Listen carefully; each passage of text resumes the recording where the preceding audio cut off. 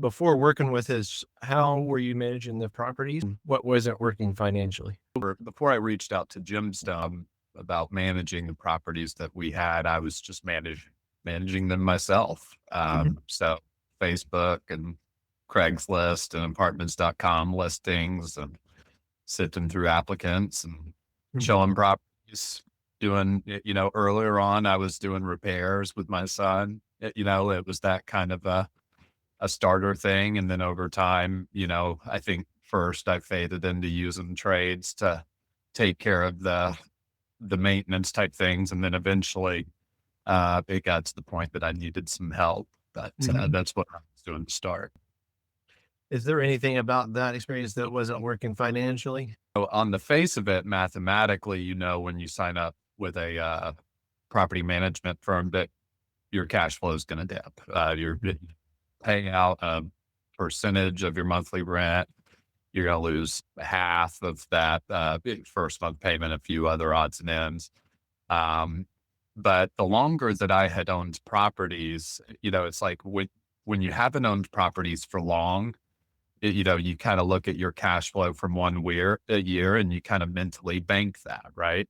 Mhm, But sometimes you have a tenant for 2 or 3 years where because of processes or things that you did when you were bringing them in, you're actually gonna give back a lot of that cash flow because of mistakes or allowances during the move out process or eviction, rent chasing issues, vacancies when people weren't good tenants and that you didn't land the right one and stuff. So it's kind of like right. my view has kind of been that what you think you're getting is cash flow when you're managing it yourself, unless you're being very diligent about Right. dotting your I's and checking your T's. The reality is you never know when one of those mistakes is going to come back to yank that money out. And so obviously initially we were getting a little bit less top of the line income compared to what I was getting personally. But as some of those little mistakes and things started piling up in here and there, when you don't have those happening with a property management company that's doing the inspections, keeping up with all the legal requirements, Mhm. from getting into some of those territories, even just getting on the maintenance and proper time and you know stuff like that. You got to kind of look at it a little bit more comprehensively. What specific problems were costing you the most money? Well, the problem that caused me to call Gemstone, was I had a tenant. I had been in a rush to fill the property. I was busy at work. I hadn't gotten a ton of applicants, and the first one I got, I knew it didn't quite feel right. But I didn't want to be showing the property for that. I needed to get it filled. So I went through with that and it ended up just being a nightmare tenant. Um, and it was it took probably 5 or 6 months to get her evicted. I didn't have I didn't have any of the homework done on my end to navigate that situation. So, there's plenty of other things in the rental business that cost you money, appliances and just delays in filling a property or what have you. But the one that really brought it home to me that I needed to stop fooling around with being a amateur property manager was getting with a bad tenant that I wasn't nearly equipped with unless I was going to take my eyes off of my day job. Right. I wasn't equipped for that battle. Um, and I think when I called you, I was like, for starters, can you handle this? Like, it's like it's like I've made a mess here, and I don't have time to clean it up. And it was like, let's get through that, and then I want out of this because that was when I think I stopped being penny wise and pound foolish, so to speak, with my properties. You're not the only person that's used that phrase the past couple of days. Fine. So, what specific changes can you pinpoint any specific changes that we made that put more money in your pocket each month? Well, so, initially when you sign up with a property manager, if you have been managing it yourself, there's going to be a little bit of a dip, but you know, most often, if you're managing it yourself, you're not being really smart on, you're not doing the research on what the new lease rates should be. Sometimes you're not even passing through increases Mhm. because you've got a tenant and you don't want to show it yourself. You'd rather just maintain the status quo.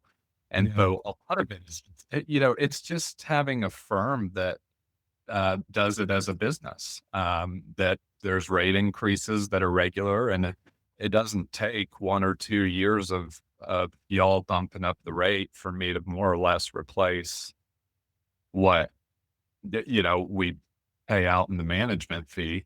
Mhm.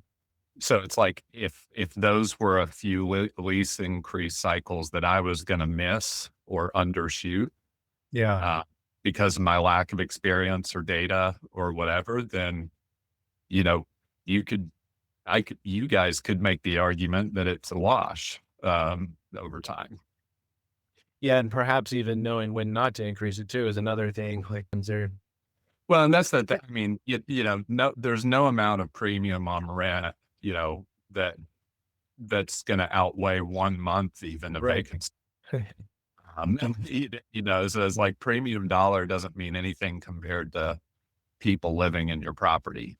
And so just, and that comes down to things like response times and, having trades that can get out there quickly and even just the skill set of navigating some of those things, which can get dicey relationship wise. And, I had personal relationships with all of our tenants by merit of being the guy that showed the property to them.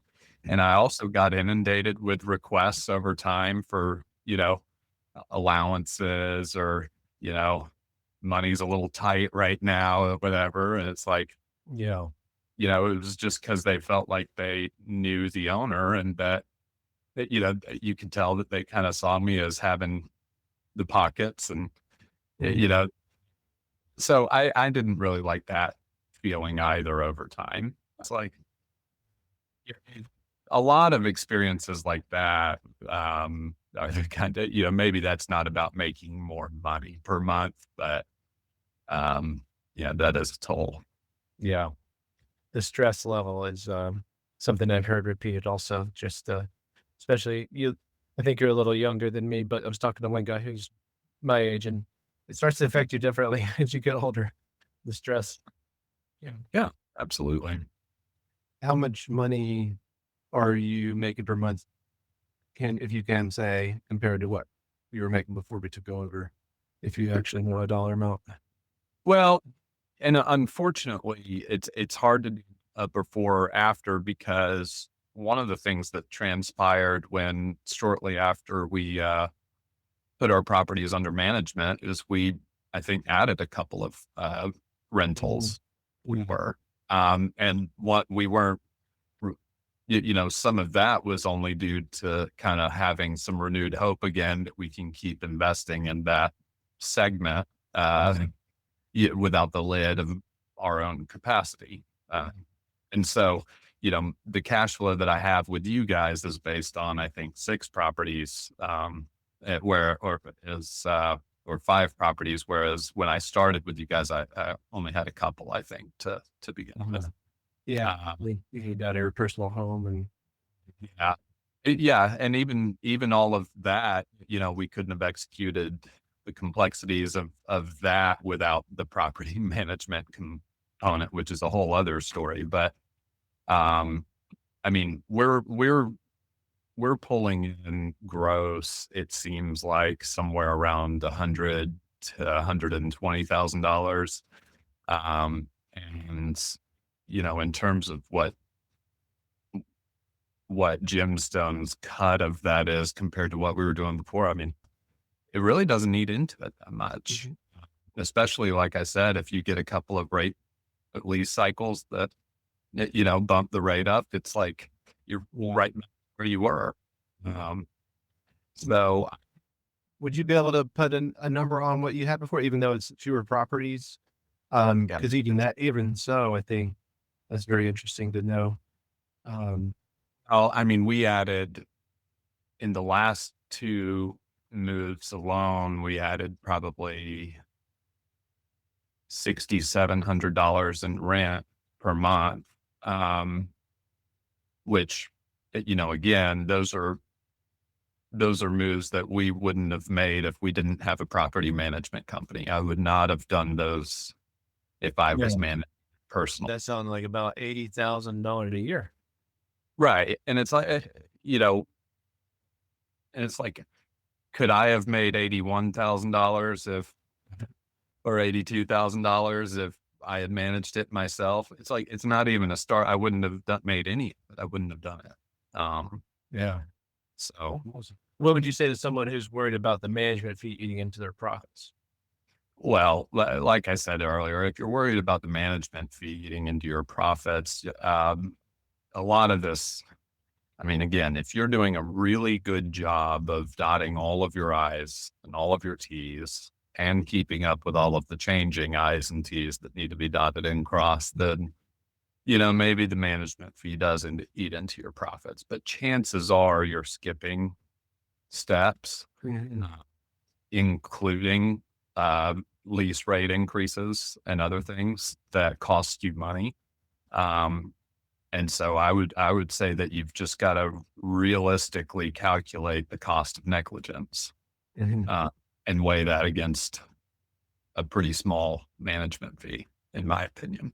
Yeah, I mean, if you're on the fence about hiring a property management company, there's always variables, but unless you want to really be a student of that craft, it's the more that I've learned about even some of the legal parameters of this business, it's like it it almost, in retrospect, it feels like I was being so risky Mhm. for several years and just handshaking it with different people to Mhm. take ownership residence in my properties. Yeah, Yeah.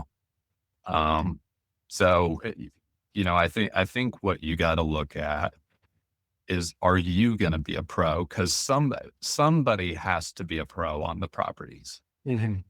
Is what I came to is like, I can't, if I'm not going to do an excellent job of this, then I can't keep doing it because it's people's homes.